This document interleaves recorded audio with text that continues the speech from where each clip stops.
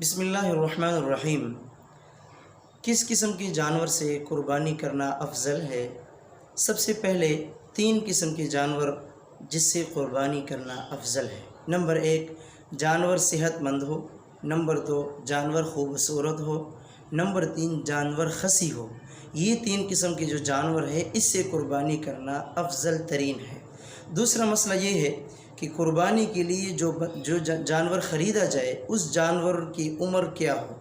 سب سے پہلے اگر کوئی بندہ اونٹ سے قربانی کرنا چاہتا ہے تو اونٹ کے لیے شرط ہے کہ اونٹ کا عمر 5 سال کا ہو۔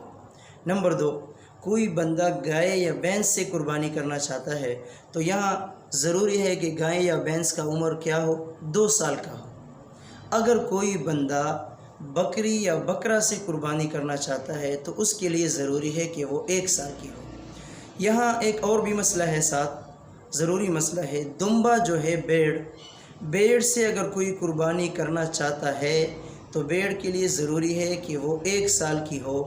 اگر وہ 1 سال کی نہ ہو، 6 ماہ کا ہو یا 6 ماہ سے زیادہ ہو، لیکن بظاہر قد و کاٹ سے وہ 1 سال کا لگ رہا ہو، جو دمبا ہے سال کا لگ رہا ہے، تو اس کے اوپر قربانی کرنا صحیح ہے۔